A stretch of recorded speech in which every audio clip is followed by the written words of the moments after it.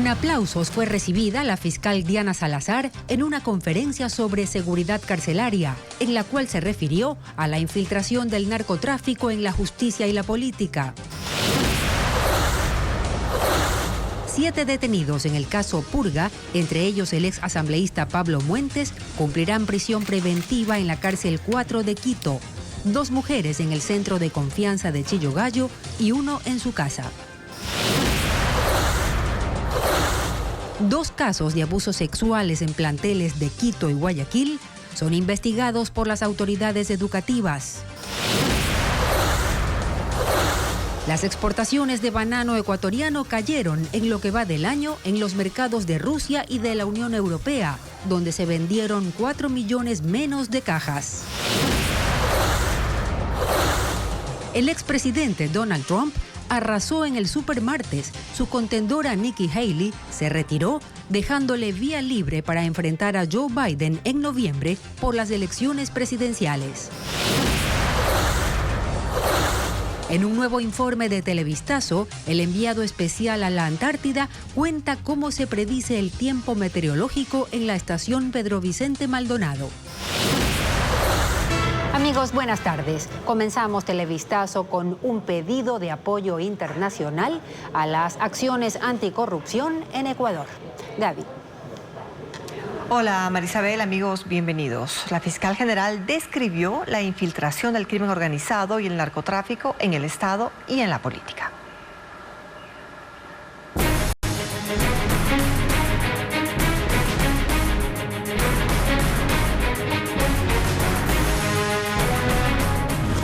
Caso Purga, la mafia judicial.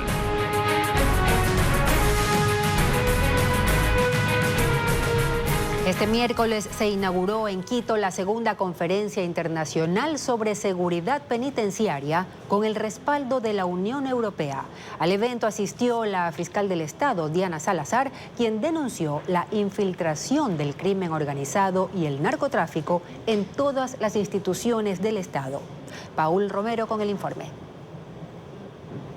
Quito es la sede de la segunda conferencia internacional sobre seguridad penitenciaria, combate al crimen organizado, al terrorismo y el narcotráfico.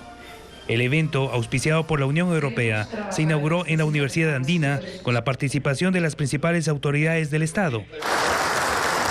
La fiscal Diana Salazar fue ovacionada durante su ingreso. También estuvieron el presidente de la Corte Nacional de Justicia, José Swing, la canciller Gabriela Sommerfeld, el ministro de Defensa, Giancarlo Lofredo. En el auditorio lleno para 200 personas estuvieron diplomáticos y académicos. La principal exposición fue de la fiscal Salazar. Ella denunció a la comunidad internacional la grave situación del Ecuador por la infiltración del crimen organizado y el narcotráfico en el Estado y en la política. Las organizaciones criminales, y aquí viene el peligro, buscan intervenir todo el espectro del poder público, erosionando la capacidad de los estados para enfrentarlos y sobre todo para sancionarlos. Esta cooptación involucra incluso nexos políticos a través del financiamiento ilegal de organizaciones, partidos políticos que ponen a su servicio a la justicia y la problemática que socava aún más el Estado constitucional de derecho. Las últimas investigaciones de la Fiscalía, los casos Metástasis y Purga, revelaron esos vínculos de jueces, políticos, policías con redes del narcotráfico. Los tentáculos del crimen organizado, dijo la fiscal, también han penetrado a otros sectores de la sociedad civil. Preocupa la cada vez más frecuente inserción de las redes y nexos criminales dentro del tejido empresarial, de los medios de comunicación y de las instituciones del Estado. Salazar pidió apoyo y cooperación de la comunidad internacional para seguir con las investigaciones en el Ecuador. No hemos perdido la batalla, pero esto solamente lo vamos a lograr con la unión, no solamente del Estado, sino de todos, de la sociedad civil, de los medios de comunicación, de toda la ciudadanía. Debemos romper el miedo y la mafia no nos va a vencer. Los delegados de la Unión Europea admitieron que el país no podrá salir de este problema sin apoyo internacional y reformas legales. Lo que pasa aquí en Ecuador nos afecta enormemente en Europa y en el resto del mundo. Así que esta batalla, este conflicto interno de aquí es también nuestra batalla. La democracia no puede perder. Y para que no pierda, es necesario que siga defendiendo el imperio de la ley. La Unión Europea entregó, según la canciller, 2,5 millones de euros para capacitar a los guías penitenciarios. La conferencia, donde participan expertos europeos, se desarrolla hasta el viernes, cuando se conocerán las conclusiones. En el expediente del caso Purga están los chats entre el exasambleísta Pablo Muentes y la comunicadora Mayra Salazar, ambos presos. Queda en evidencia cómo ella, siendo empleada judicial, operaba cuentas troll para Muentes. Jacqueline Rodas nos muestra los chats.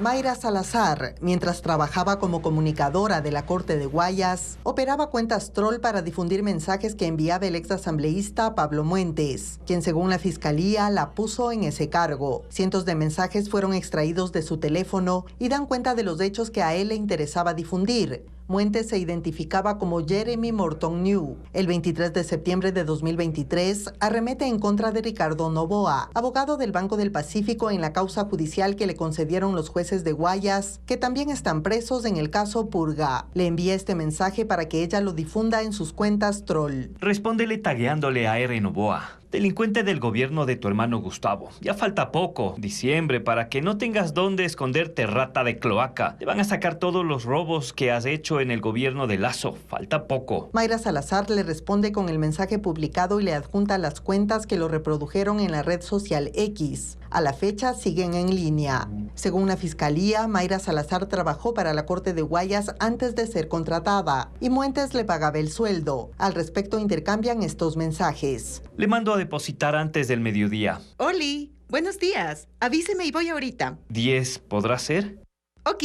2 horas después ella le escribe. Pablito, recibí 2.5. Eso corresponde a septiembre, porque estábamos pendientes septiembre y octubre. Le agradece. Él escribe que la quiere mucho y ella le contesta que no la haga sufrir. También hay chats en los que Muentes dispone a Salazar que haga campaña con sus trolls en contra de periodistas y medios de comunicación. El juez Javier de la Cadena ordenó prisión preventiva para el ex asambleísta Pablo Muentes, la expresidenta de la Corte de Guayas, Fabiola Gallardo, y otras 7 personas por el caso Purga. Fabiola Santana informa cuáles fueron los argumentos del juez.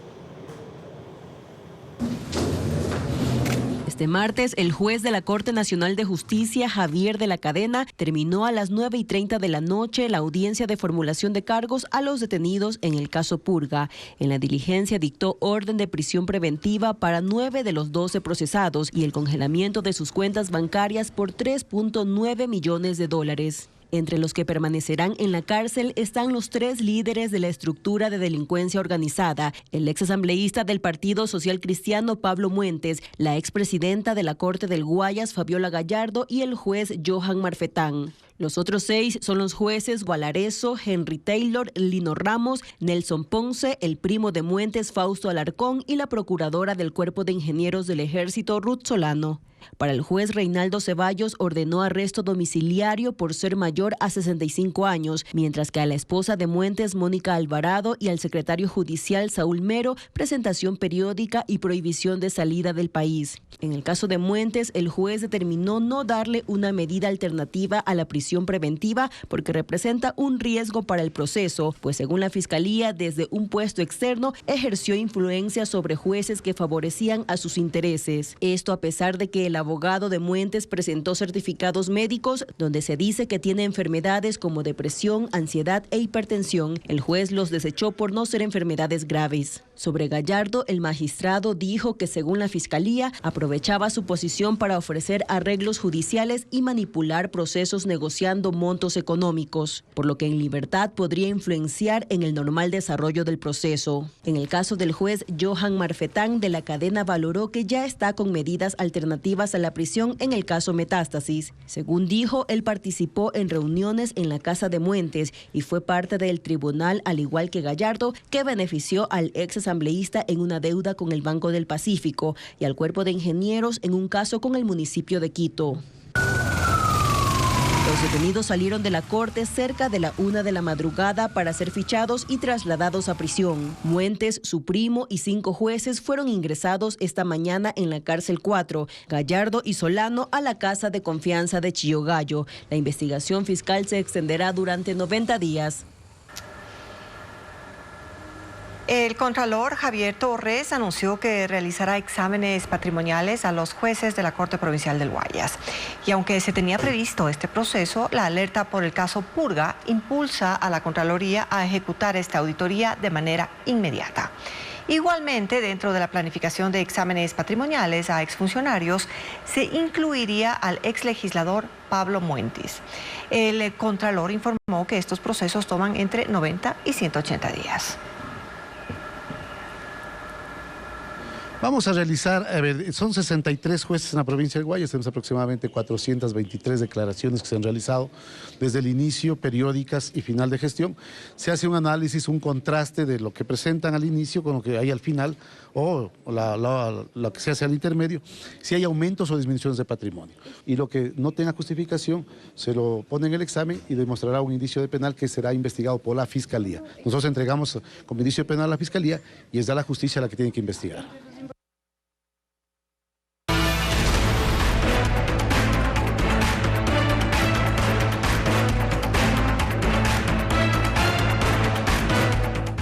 Trump, el populista gringo.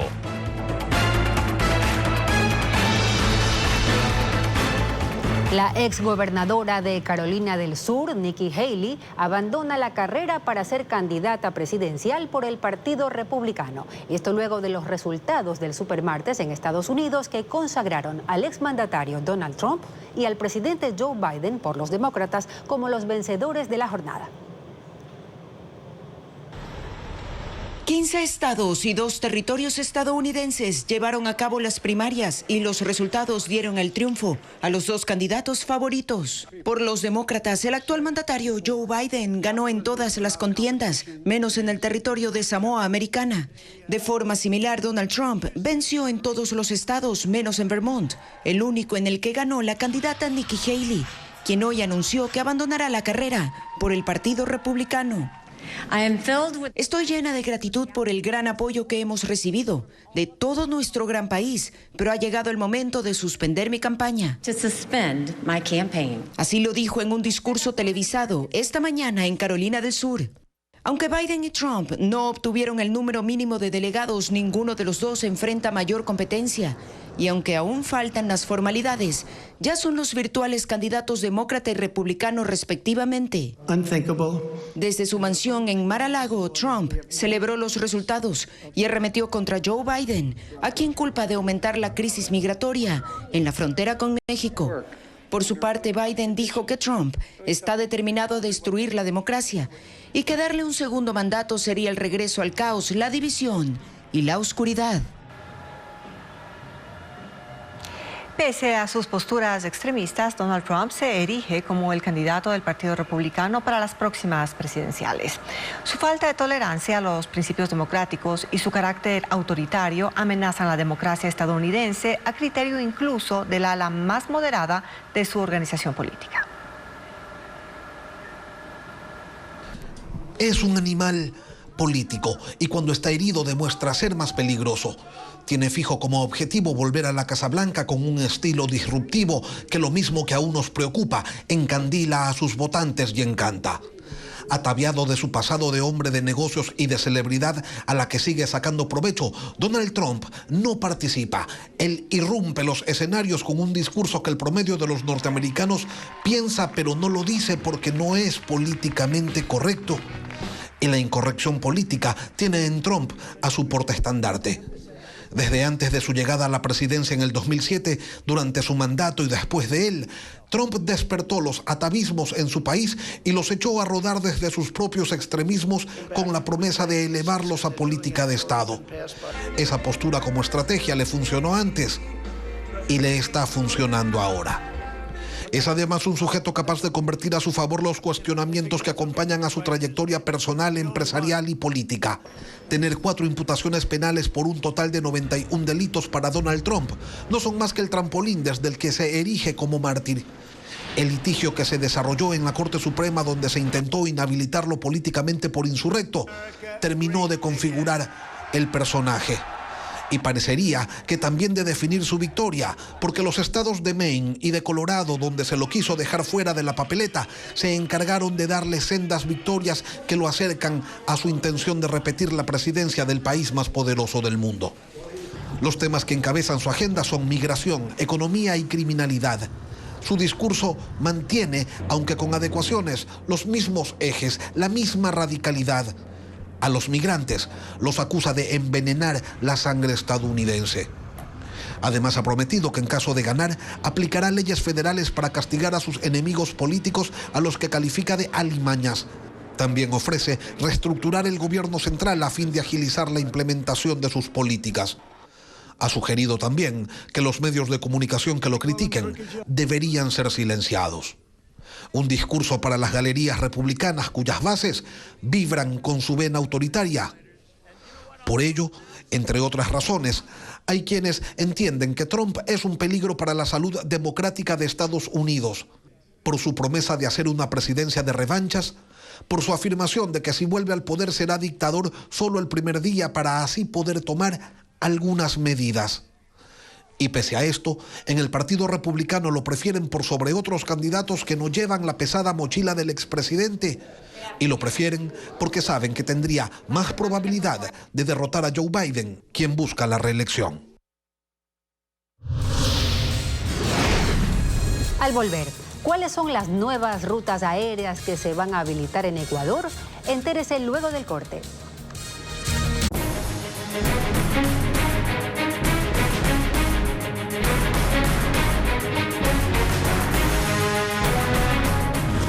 Caso Purga, la mafia judicial.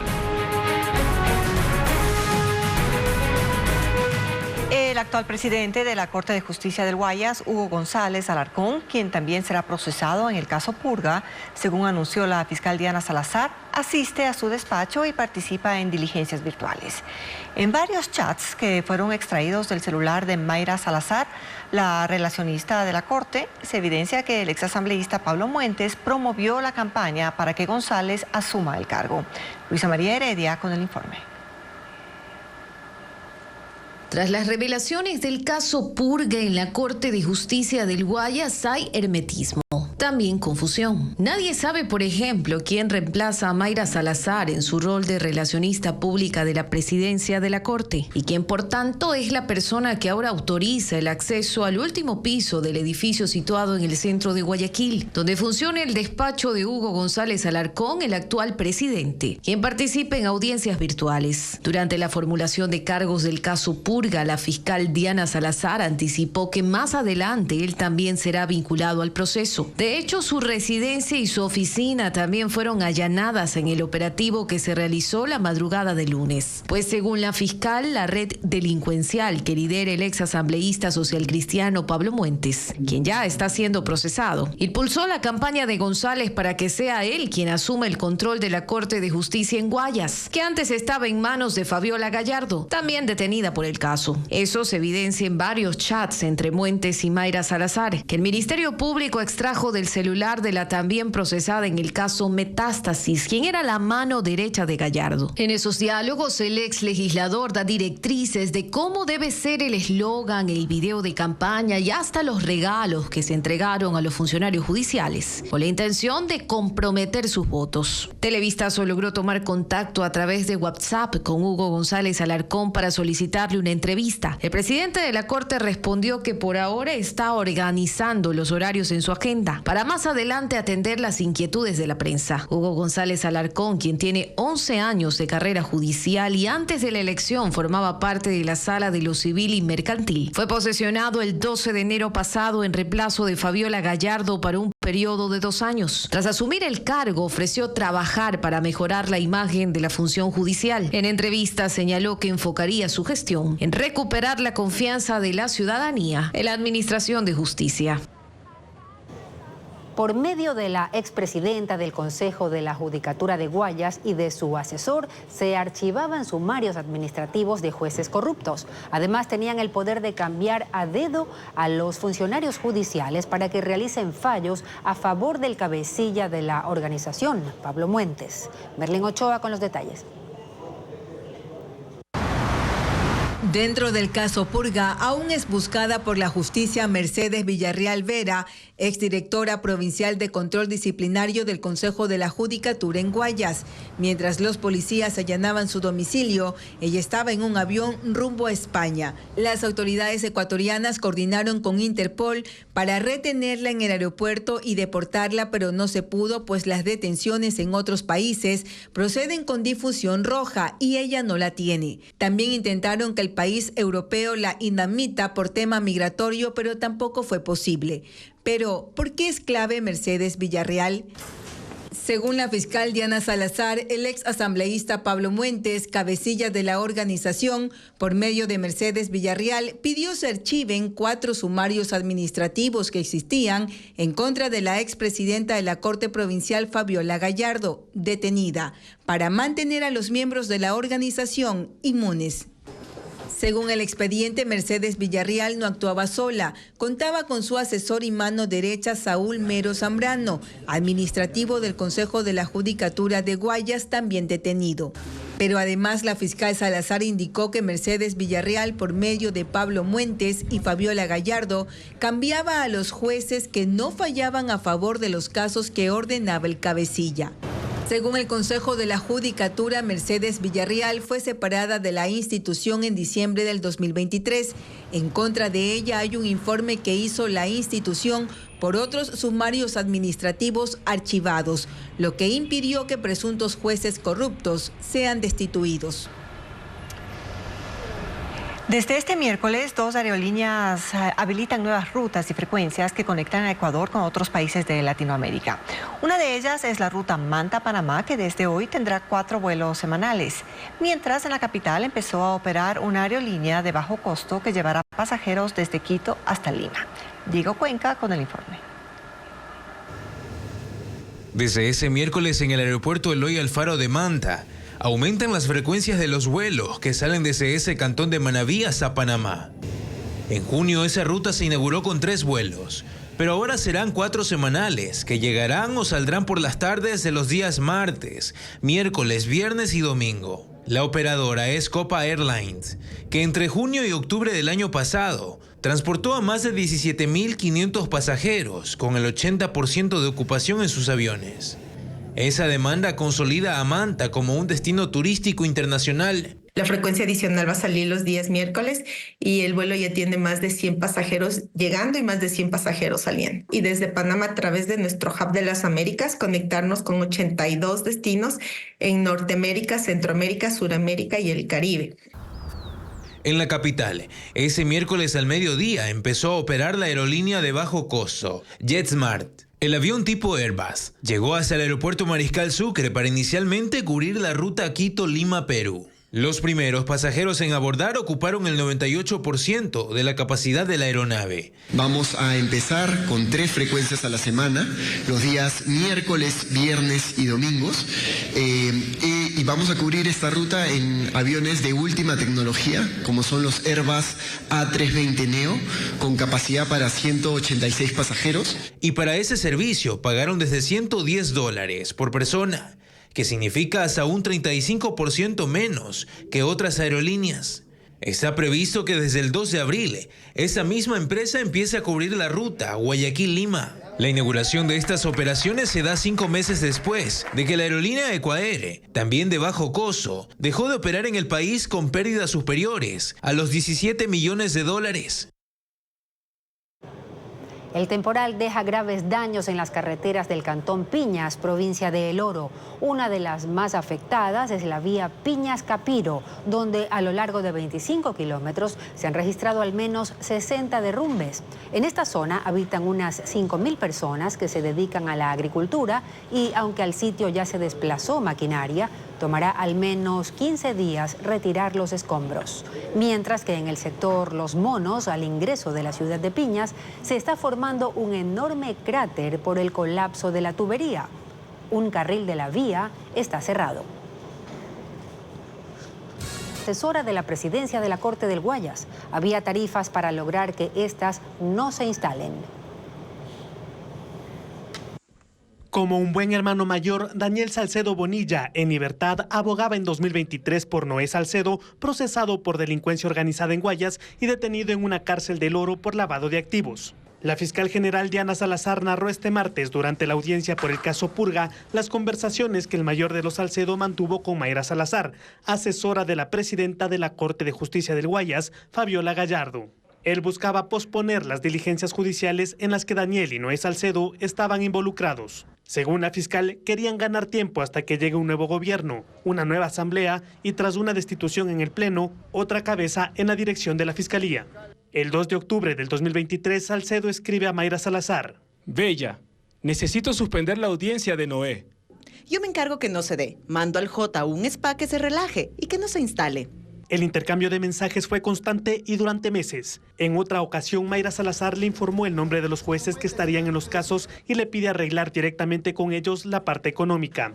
La amiga está viendo la manera de hablar, pero que Morán gratis no va a hacer nada. Por eso está tratando de ponerlos en contacto para que negocien directamente y pongan cifras. Gordito, ya hablamos, ya van a revisar, pero pide por favor que nadie más hable del caso, que solo sea esta la vía, porque Morán ha estado hablando que supuestamente ha pedido 1 millón.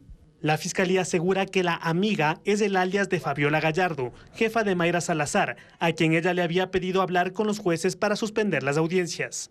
Daniel Salcedo responde que es imposible pagar esa cantidad de dinero y que él salió en libertad con $80,000. Por cada suspensión, Salcedo dice que se puede pagar $1,000 y que para el proceso de Noé su presupuesto es de $40,000. 30,000 los daría su mamá y el resto él. 2 casos de denuncia de abuso sexual en colegios de Quito y Guayaquil alertan al sistema educativo. El ministerio asegura que se activaron protocolos, mientras que especialistas señalan a la descomposición social como el principal factor que incide en estos hechos. Carla Delgado con el análisis. 2 denuncias de abuso sexual afectan al sistema educativo. El primero ocurrió según una denuncia que reposa en la Fiscalía en noviembre pasado durante un paseo a Punta Cana. 3 adolescentes de un colegio particular de Guayaquil violaron a su compañera de estudios. Le dieron escopolamina. Los padres acusan de negligencia a la Fiscalía porque los presuntos implicados huyeron del país. El colegio en un comunicado aseguró no haber tenido participación en ese paseo ni en su organización. La otra denuncia involucra a un colegio fiscal de Quito. Un profesor es acusado de haber violado a una niña de 5 años. Los padres de familia realizaron un plantón, manifestando su indignación contra las autoridades del plantel. La rectora me ha hecho firmar un acuerdo en el que yo no puedo hablar. El Ministerio de Educación publicó un comunicado sobre los 2 casos, en el que dicen que implementan acciones, cuentan con protocolos y rutas de actuación, que se activan de manera inmediata ante cualquier hecho cometido o detectado de violencia física, sexual o psicológica dentro o fuera del sistema educativo. Para la directora del Grupo Rescate Escolar, Sibel Martínez, estos hechos son una muestra de una descomposición social en la que hay algunos responsables. Hablamos de la familia y sus valores, hablamos de la sociedad y la protección que deben dar, ¿no es cierto? Y de igual manera del Estado. Y entonces, si es que alguna de estas 3 instituciones no hace lo que debe, los niños, niñas y adolescentes en efecto están en riesgo. El sistema educativo, según ella, tampoco ha logrado dar garantías reales, solo medidas parche, y que las autoridades priorizan otras cosas al momento de conocer denuncias de este tipo. Se ha vuelto un cliché este tema de cumplimos los protocolos cuando en la práctica no es así, o cuando en la práctica, además, para deslindar responsabilidad, los colegios, como en este caso, ¿no?, buscan disminuir la densidad del problema pidiéndole a la madre de familia que firme un documento de confidencialidad. Según información del Grupo Rescate Escolar, en 2023 se tiene registros de 5,000 denuncias de vulneraciones a estudiantes en el sistema educativo. En Esmeraldas, las autoridades decomisaron 2 embarcaciones que trasladaban casi 1,5 toneladas de droga. Fue durante un patrullaje fluvial en el sector Palma Real que miembros de las Fuerzas Armadas detectaron las 2 lanchas que fueron retenidas tras una persecución. Sin embargo, los 2 ocupantes huyeron. Miles de personas se concentraron en la Plaza de Bolívar de Bogotá en protesta contra el presidente colombiano Gustavo Petro. La marcha fue convocada por la oposición en rechazo a las reformas impulsadas por el gobierno. Enseguida, José Polanco de Caracol con los detalles. A esta hora en la capital de Colombia avanza una nueva movilización, en esta oportunidad por parte de algunos sectores opositores al gobierno del presidente Gustavo Petro. A esta hora nos encontramos en la Plaza de Bolívar, en donde ha sido ese punto de encuentro para centenares de personas que han llegado a este lugar a protestar contra las reformas del Ejecutivo, como la reforma a la salud, la reforma pensional, la reforma laboral que está en manos del legislativo colombiano y que está haciendo su curso en el Congreso de la República. A esta hora siguen llegando miles de personas a la capital y a el epicentro de las movilizaciones en el país, que han unido su voz a rechazar y protestar contra estas iniciativas del presidente Gustavo Petro. Movilizaciones que se esperan que finalicen durante el transcurso de la tarde y se espera que participen en los próximos minutos algunos líderes representativos de los partidos de oposición como el Centro Democrático y Cambio Radical. Incluso se confirma la presencia de uno de los líderes de la oposición, como es el caso de Germán Vargas Lleras. Situación a esta hora, informó José Miguel Polanco desde Bogotá, Colombia, para la Alianza Informativa Latinoamericana. El primer ministro de Perú, Alberto Otárola, renunció este martes luego de ser implicado en la firma de un contrato irregular de su pareja o expareja con el Estado. El escándalo estalló luego que se difundiera un audio que vincula a Otárola con una joven que fue contratada de forma irregular por el Ministerio de Defensa en 2023. Componer su gabinete como ella lo estime. Lo consideran la mano derecha de Dina Boluarte. El primer ministro de Perú, Alberto Otárola, dimitió de su cargo 48 horas después de que se conociera que ofreció un trabajo a una mujer con la que sostuvo una relación amorosa. En la conversación con la señora Presidenta de la República, ya he anunciado mi decisión de presentar mi renuncia como presidente del Consejo de Ministros. Un medio peruano reveló audios en los que se escucha al funcionario hablar con Yaciré Pinedo Vázquez, una joven de 25 años. Pinedo se benefició con un contrato irregular dentro del Ministerio de Defensa en 2023. Le pagaron mediante una orden de servicios por un monto de más de $14.000, lo que desató una tormenta política en el Congreso. Un grupo de legisladores presentó 3 denuncias constitucionales en contra del primer ministro. Una de ellas propone que sea inhabilitado por 10 años para ejercer cualquier cargo público. Expertos aeronáuticos de China presentaron un dron que imita el vuelo de las aves. Lo llaman Pequeño Halcón y tiene alas que puede plegar y estirar para volar con mayor eficiencia. Fue desarrollado por investigadores de la Universidad Politécnica del Noroeste y es capaz de realizar maniobras, ajustar la velocidad del batido de las alas e incluso planear. Sus creadores dicen que tiene gran potencial para investigaciones del medio ambiente y el espionaje militar. Fue el ganador en esta serie. La cantante ecuatoriana María Tejada está de visita en el país y ofreció un concierto en el Teatro La Bota en Guayaquil. Además, la comedia No al Dinero llega por primera vez a Quito y se estrenará en el Teatro CCI. Estefanía Arias con la agenda cultural.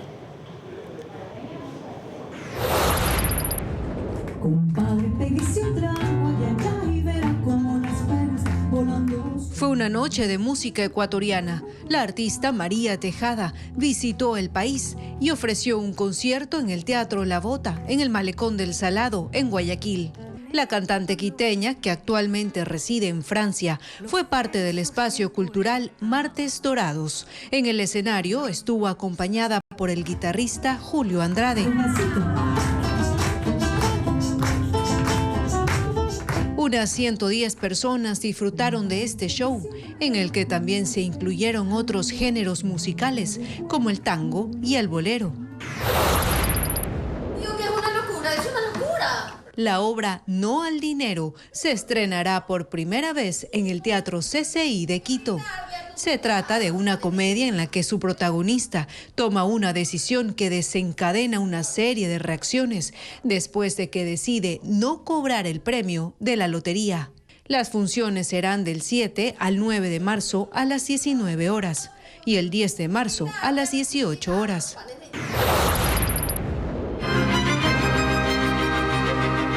La Casa de la Música en Quito y la Orquesta Sinfónica Nacional ofrecerán un concierto denominado Homenaje a la Mujer, bajo la dirección del maestro Yuri Sobolev y la participación especial de la solista mezzo-soprano Andrea Cóndor. El show será este viernes 8 a las 19:30. Expulsa la tos de manera natural.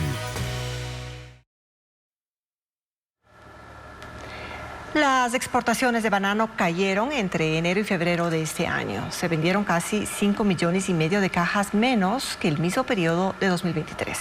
Informa William Young. Las exportaciones cayeron y el problema encendió las alarmas porque Rusia redujo la compra de la fruta un 25% en el inicio de este año. El tema se agrava porque 3 de cada 10 contratos con la Unión Europea no se renovaron para este 2024. Y estos son los 2 principales mercados del banano ecuatoriano en el mundo. Esto en cifras significa que Rusia no compró a Ecuador 2.100.000 cajas, mientras que Europa dejó de importar 1.900.000 cajas en relación al 2023. A eso se suma que Medio Oriente y Estados Unidos, que completan los 4 principales destinos del banano ecuatoriano, también compraron menos entre enero y febrero, 1 millón de cajas entre los 2 destinos. Uno de los motivos está relacionado al mercado internacional, según el director de la Asociación de Comercialización y Exportación de Banano. El año pasado se fijó un nuevo precio de la caja de banano. Esto generó una reacción negativa sobre todo en mercados como la Unión Europea y Rusia. Y tuvimos un caso muy fortuito en enero también, en el caso de Medio Oriente, por el tema del canal de Suez, que esto fue público, del ataque de los piratas, etcétera, que generó el cierre del canal temporal. Pero otro problema está casa adentro, y en eso influye el clima frío que soportaron las zonas productivas durante el último trimestre del año pasado. No es por aspectos fitosanitarios, es básicamente por clima, mucho frío. En una hectárea de banano se está produciendo menos que antes por factor climático, pero la mano de obra sigue estando ahí todavía. Sin embargo, los exportadores esperan aumentar los envíos a partir de este mes, en especial a mercados no tradicionales como Argelia en África, además de Japón, China y Corea del Sur en Asia.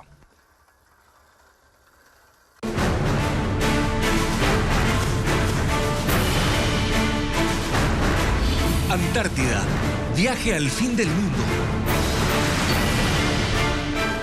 Las expediciones científicas en la Antártida alejan por miles de kilómetros al personal que se traslada a ese remoto lugar del planeta. Nuestro enviado especial, Francisco Garcés, muestra la labor de una ingeniera química que espera que se abran las puertas a más mujeres ecuatorianas en la Antártida. El tiempo meteorológico cambia rápidamente en la Antártida, como en ningún otro sitio del planeta. Durante el verano, unos días pueden ser soleados e ideales para apreciar los paisajes que ofrece este rincón del mundo. Pero al día siguiente, la visibilidad puede ser restringida a unos pocos metros, y en otros, los vientos y la lluvia hacen imposible permanecer fuera de un refugio. Hacer mediciones y establecer pronósticos climáticos certeros es vital para garantizar la seguridad de cualquier operación que se haga en estas latitudes. De ello se encarga Benito Arroca, técnico del INOCAR que supervisa la climatología en el área de influencia de la estación Pedro Vicente Maldonado del Ecuador en la Antártida. Hemos tenido registros durante esta expedición hasta el momento con velocidades de viento que han superado los 100 kilómetros por hora. Así también la sensación térmica ha llegado a valores bajo los 0 grados, es decir, a menos 17 grados Celsius.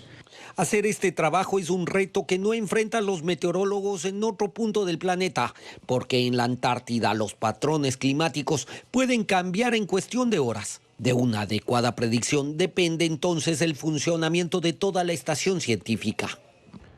Pedro Vicente Maldonado cuenta con 2 estaciones meteorológicas automatizadas con instrumentos especializados que pueden medir parámetros como la velocidad del viento, las precipitaciones y la radiación.